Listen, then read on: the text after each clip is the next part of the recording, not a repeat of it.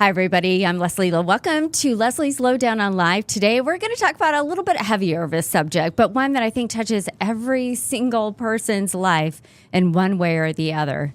Cancer, and Cancer Can't in particular, which is such a cool organization here in the Inland Northwest. So I want to introduce you first to Becky Van Kulen, and then alongside her is Kelly Evans. First of all, Becky, you and your husband, Jonathan, started this Cancer Can't in his hospital room while he was battling cancer. Correct. Yeah. He wasn't able to work anymore. And so we had two kids at the time, 2 and 4.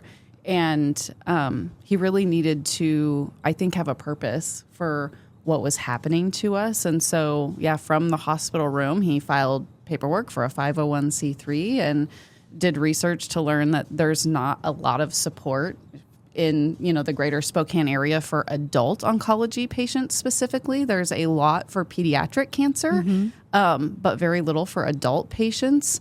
And so, odd statistic, but it's like 1 in every 13 people diagnosed with cancer is a child, but 80% of philanthropic funds go to pediatric cancer. So it's this huge disparity, and there is a lot of need for adult patients. What was your hope? What was your initial hope to be able to help? What was that avenue? Yeah.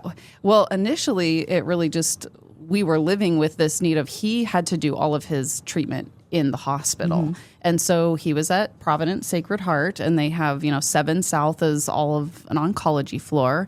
And going through chemo treatment and stuff, he realized, well, when they're serving breakfast, lunch, or dinner, I sometimes feel really crappy and I don't feel like eating. And then it's served, like on a schedule. There's not, so things like that where I didn't have a place to, when he was really sick and very critical stuff there, I didn't have a place to stay with him. You couldn't get a bed.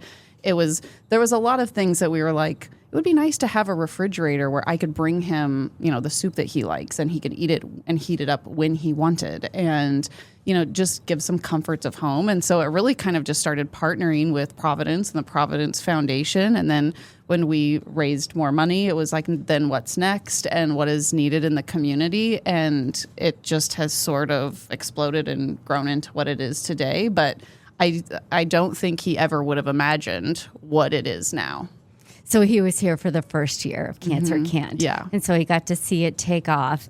But I mean, I would say, he'd probably be pretty impressed with where you've taken this at this point. Yeah. It's pretty humbling to know, the support from the community, all of the oncology clinics. And, but I really think the need was there too. So. Yeah. Again, cancer touches every single one of our lives. I mean, I think you could probably ask anybody, and they know somebody who knows somebody, or is it related to somebody who's been through cancer. So I want to bring in Kelly. Kelly is Kelly Evans. Your husband was Danny Evans, a Gonzaga basketball coach who made such a huge impact on not just the Gonzaga community, but hearing his story on our community as a whole. So I want to talk about how you guys got to know each other and kind of that world where we help each other out and we build each other up. Well, go ahead, Kelly. My husband was the associate head baseball coach at Gonzaga. He was diagnosed with stage 4 melanoma in 2021, and after an 11-month battle, passed away in 2022. About a year after that, I was just looking for a widow friend, someone who I could relate to, someone that shared the same story that I did. So we were connected, Becky and I were connected by a mutual friend, and we got together for coffee. And, it's just so nice to have someone that really gets what you're going through. Yeah. And in that conversation that day, we talked a lot about Cancer Can't. And I had shared that when Danny was ill, he chose to do some interviews here and just share his story in hopes of touching people. And I wanted to continue that. Partly just making sense of what my life is now and how I can try to make a difference. So that's how Becky and I met. Yeah, you guys are part of a club nobody ever wants to be a part of. I always say the Cancer Club is one you just don't want to be a part of. But being a widow or as well is very difficult. I can imagine you both have young kids. Mm-hmm. And so just pushing on the legacy of It's your a very husband's. expensive entry fee into the Widow Club. Yes. It is. Yeah, it really is. It really is. Yeah. No, it's very important to have someone that you can sit across that says, no, I totally understand what you're going through. And Kelly just, I think, really understood. We both had the same, and I think our husbands had the same heart for how do we make this make sense and make it help someone that comes after us. And what do we do to make an impact with this? And because so many people are touched. I think that's the biggest thing, right? How do we make this make sense?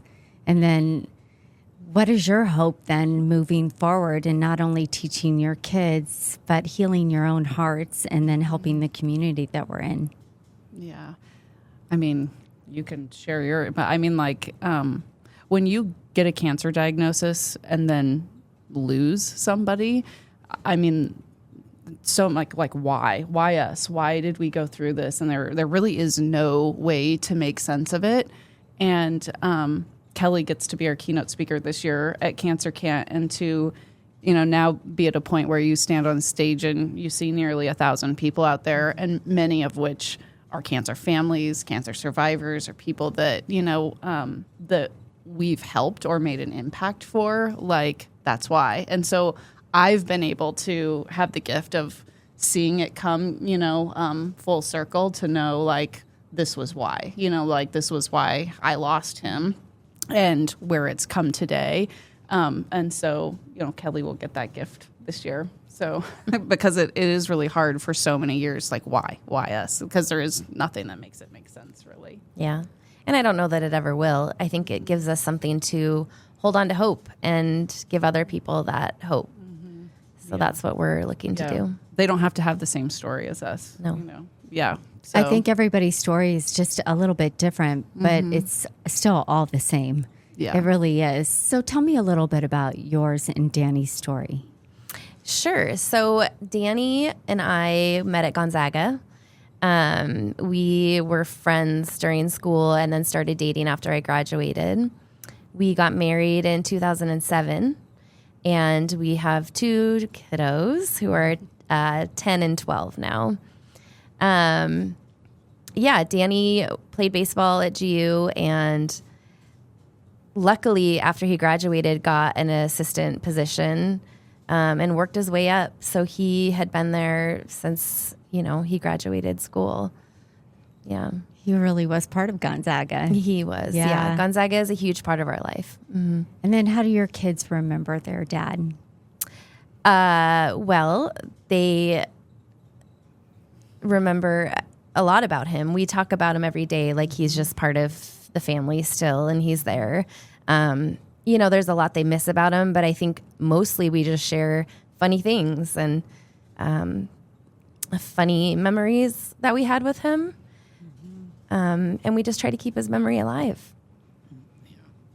Yeah. As the kids get older, like one of my sons will do something, or even like their voices now, like going through puberty, and where you like turn, I'm like, oh my gosh, was that, you know what I mean? It sounds just like their dad or something like, and you don't know if you say something to them about it, or is it just, my moment or whatever. But yeah, I mean, he's part of our home all the time, whatever. It's not, there's no secret of not talking about it. We, even, if you feel uncomfortable, that's just our life. We talk about it every day. There's really nothing off limits, whatever. Absolutely. It has to be that way. I think even for the kids, so we want them to remember everything. Yeah. When you ask that question or during an interview, I get so emotional, but he is really in our mind all day long, and it isn't emotional. It's just like he's part of the day. So, yeah. And I can imagine, like you just said, you hear the tone of the voice, but expressions and just like little things that do pop up. So always with you. Yeah. My boys are getting into that like preteen stage, and they'll make a "that's what she said" joke and have no idea that their dad did that all the time. Whatever. I'm like, oh dear, here we go. He's there. That's when he's there for sure. What do you think that they would think now, like watching you both and what you're doing to make a difference and to honor their memories? No, I think Jonathan would actually laugh and be like, oh my gosh, I had no idea what starting this would become and how much, where this has really grown to. I think he would be proud, and know that what his intention has come to fruition.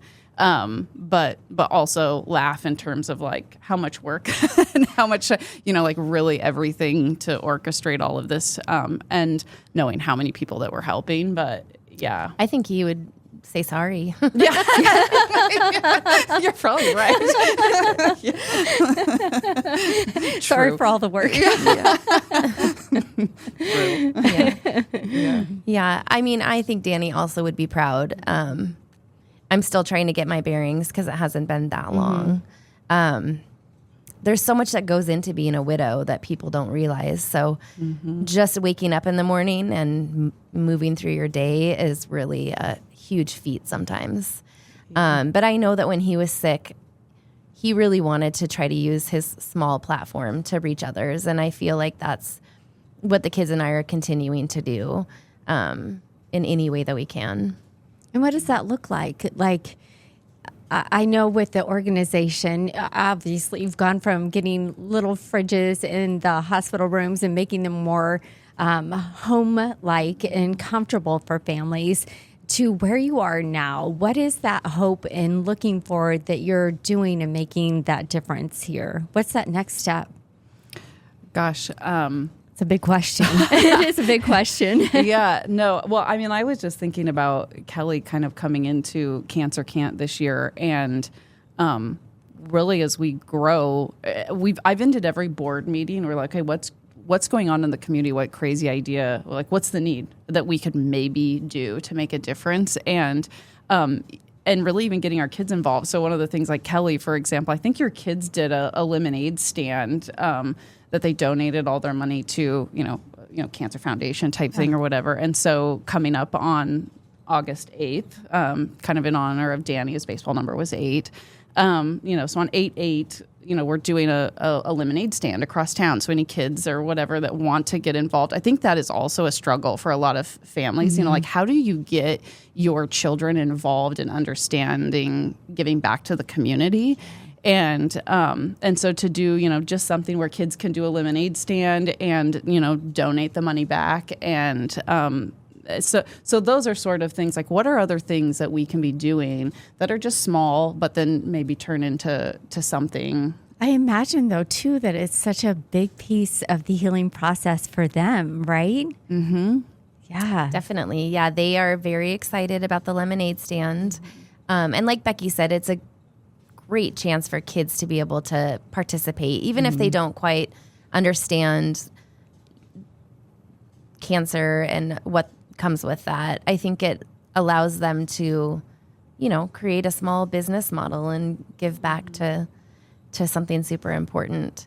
For my kids, they know the importance of some of the services that Cancer Can't offer. So it's easier for them to know what an impact that will have. Yeah. I know my kids have gotten involved in terms of, we do a big fundraising gala in September. And so the Black and White Gala is on September 13th this year. And so my kids come and sell raffle tickets and, different things like that to get involved. But yeah, we have all kinds of programs and stuff. And so, gosh, I don't even know. Talk about some of the programs, though. So I guess our biggest program is actually we have the Cancer Can't Transportation Program. And so we have, so if there's anybody out there that wants to volunteer and really get involved, this is not for kids, but for adults, volunteer drivers. So getting patients to and from treatment. So if your support person has to work, or maybe you don't have a support person and you're battling cancer by yourself, oftentimes patients can't drive. And so getting them to and from treatment is a big deal. And so we have volunteer drivers that kind of we have our own little Uber app almost that we throw out. This is when appointments are, and you can just sign up if it fits your schedule to drive the patient to treatment or get them home from treatment. And so sometimes we're giving upwards of 500 rides in a month. to get patients That's to and from amazing. treatment. And so it really has become a resource that the clinics and even hospitals rely on to help with oncology patients. So that's, probably our biggest program. We have partnered with Cancer Care Northwest, and we have a grant program and help manage funds from their foundation as well as ours to get patients emergent funds upon diagnosis or different things when your max out of pocket is quite high and stuff. So that's a program. We do lodging where patients that are coming from rural communities. So really we're starting to serve even more patients even outside of just the greater Spokane area. But Spokane is really a medical hub for oncology patients. And so we're seeing patients travel from, rural communities all the way into Montana, like Canada. We really get a large geographical area of patients that are coming into Spokane for treatment. And so they need a place to stay. So we're doing lodging, and that has become something that has become a really big need that we can't meet. And so that has moved into us building a lodging facility. And so we, for the last couple of years, have had a capital campaign going on. We've purchased land in the Kendall Yards area. And so hopefully within the next year, we'll be seeing a lodging facility go up to help lodge patients that are traveling from, rural areas. And so we really do have quite a few different programs or different things that are serving patients in different ways. And honestly, that really is so amazing. The transportation piece in itself is huge. But then you think about, again, we're kind of a hub for all the rural communities, and people do have to travel. And then you do have to think about if you've got a family, bringing your children, and where are you going to stay, and that gets expensive. And then the out-of-pocket cost anyway that insurance doesn't cover for, medical cost is overwhelming, and it can just feel like your life is sinking. So to have that base, that support system, that place that you can go to where you feel like somebody has got you. Yeah. Right? Yeah.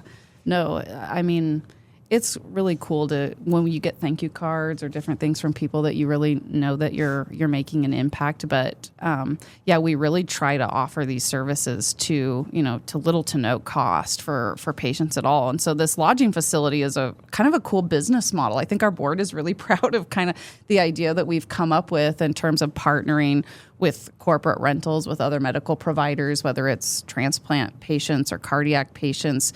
And so getting a corporate rentals that produce revenue so that cancer patients can stay for free, and doing short-term rentals when radiation patients are driving home. For people even that are coming to Spokane for Hoot Fest or Bloomsday or something like that on a weekend to say, well, I'll stay in this facility. It's basically a donation because it's paying for a cancer patient to stay during the week after me.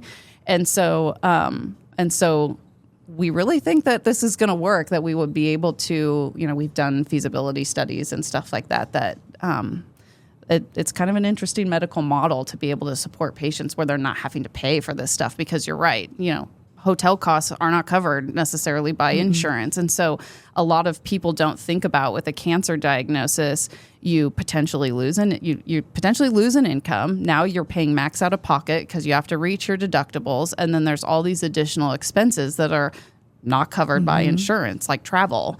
And how do you not sink whatever. And so really supporting patients in these different ways, that's really our goal, so that they can get through day to day and just take a little bit of stress off. Yeah, and it does make a big difference because it's all those little things that add up over time. So you've built quite the village around you to really make this huge impact on this community. So Kelly, you're a new member of the board, is that right? I am, yeah. I joined the board in November of 2024.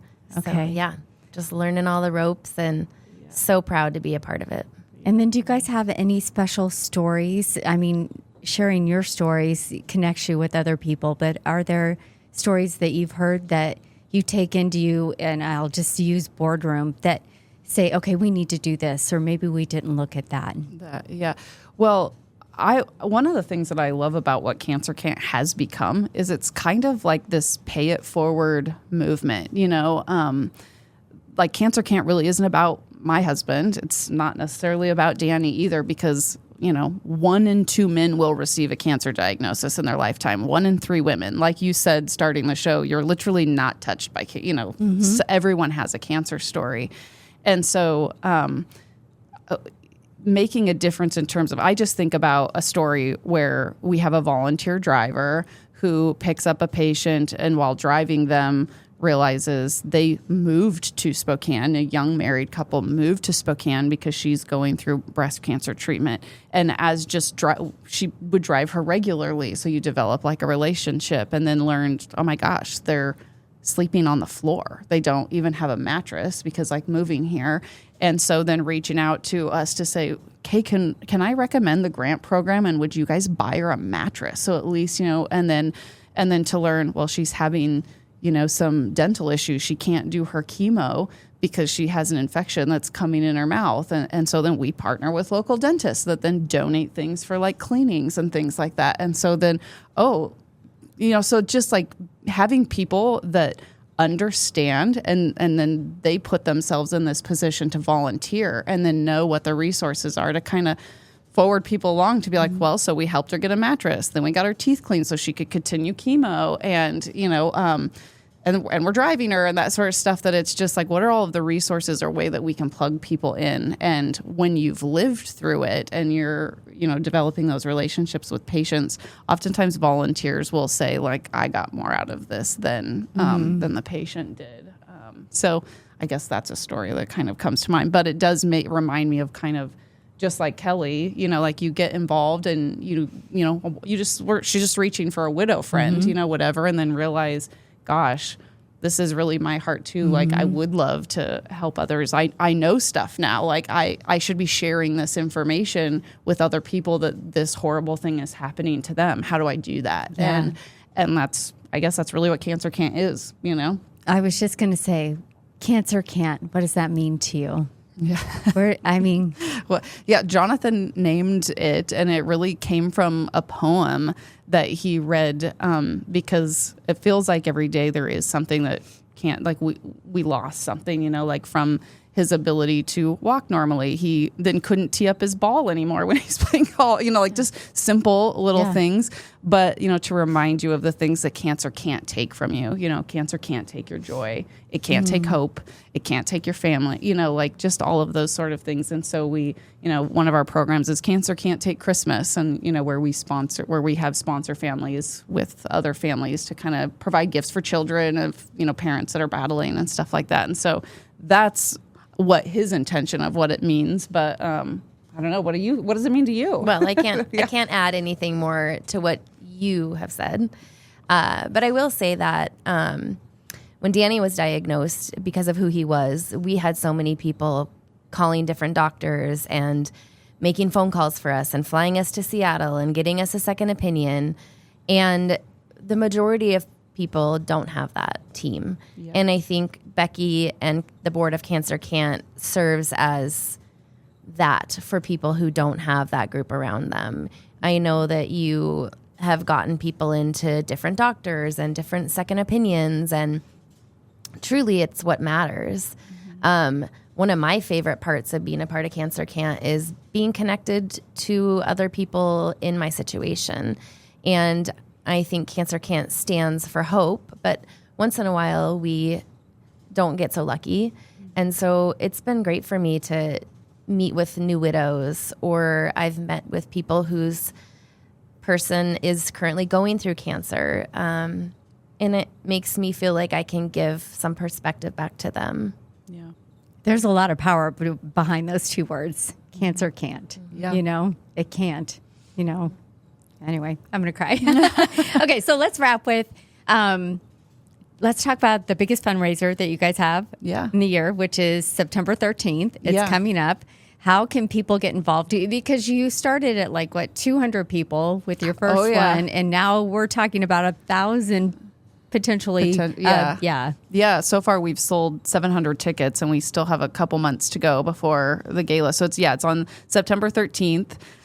It is going to be at the Davenport Grand, and it is a huge silent auction, all kinds of stuff, everything, you can bid online and stuff, and then live auction and a paddle raise that the funds for the paddle raise will go towards our capital campaign for building the lodging facility. But it really is a fun night where a lot of people get to come together and, hug people and see people going through a lot of doctors that, might see your doctor there. So, but yeah, it's a really fun event that definitely comes with a purpose and a mission. And we really have one big fundraiser that supports all of our programs. And so all of the live and silent auction funds go to help pay for the lodging program and the transportation program and all of these sort of program stuff. And so we really rely on the funds from this gala to really support patients. And we really are a fairly small nonprofit in terms of we have 6 staff members that are all part-time that work from home. One of the things that I am most proud of about Cancer Can't is we have a very low overhead. And I think people that come to our gala, we don't have a $250 centerpiece sitting at the table, like it's a free, basically something that we do everything we can to get as much money to patients and programs that we possibly can. And because it's really personal to everybody in the room and they know it. And so and you feel it when you come. And so we would love to have people there, and we would love to get people involved. You can donate auction items that then we auction off. And so that is really helpful. Coming and just supporting if you can, inviting your friends, buy a table or whatever. How do you buy a table and how do you buy a ticket? Yeah. So if you go to cancercant.com, just click on events and it'll be right there for the gala, and it'll, purchase a ticket. And even there, I think you can click on donate in terms of it brings you through a thing to donate an item if that's what you want to do as well. So yeah. Pretty incredible organization, pretty incredible event. Cancer Can't. Cancer Can't. So we hope that you'll join us. We're going to be there with you. Yeah. We are really excited. Stephanie Vigil's going to be our auctioneer this year, and she's bringing all of her friends. So you'll be starstruck to come and have all of the spotters and stuff. It should be a really fun night. And we've got the dueling pianos and stuff. So, lots of cocktails and drinks. It'll be, we have a great time. We have a great time. So I can't promise you that you won't cry. There is but there's also a lot of laughing and a lot of fun. Yeah. And that's what it's all about, supporting each other, helping each other get through it. So let's all do this together. We can. Yeah. I think your husbands will be so incredibly proud of what you're doing to make a difference in so many lives. Yeah. So thank you for what you're doing. And thank you for being here today. And I can't wait to see you guys on the 13th. And I'll just end with, I'm really sorry for all you've been through. Yeah. Thank you. Thank you for having us. Yeah. Thank you.